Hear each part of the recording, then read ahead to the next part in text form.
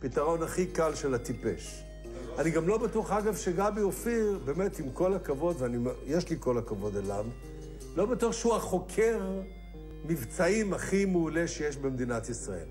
יש כמה שמות, אגב, שאני מכיר, שאני יכול לתת אותם. לא קשה, אבל הם לא אלה שמונו לעשות את זה.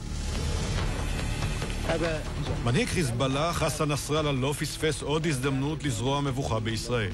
זמן מה אחרי המבצע שנכשל, הוא הכריז שאנשיו חיכו לחיילים, ושבבוא היום יחשוף פרטים חדשים על האירוע. ועדת אופיר בדקה אז את הטענות לעומק ומצאה אותן בלתי אמינות. עד היום, האלוף גבי אופיר מאמין כי מסקנותיו נכונות.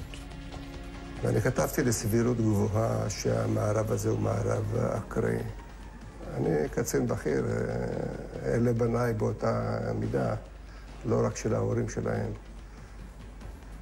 אני עד היום לא יכול להגיד ב100%, אני הסקתי את המסקנות שלי באופן אמיתי, על פי אמות מידה מקצועיות שלי, ללא רבע.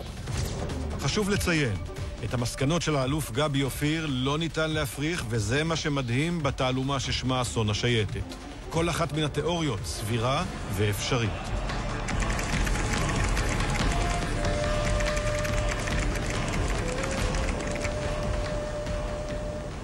גרסה שנייה אומרת, לחיזבאללה נודע על הפשיטה העומדת לקרות. בשלהי 2010, 13 שנים אחרי האסון, חסן נסראללה מפרסם את צילומי המזל"ט האלה וטוען שנקלטו על ידו בזמן אמת, ושכך נחשף אז המבצע.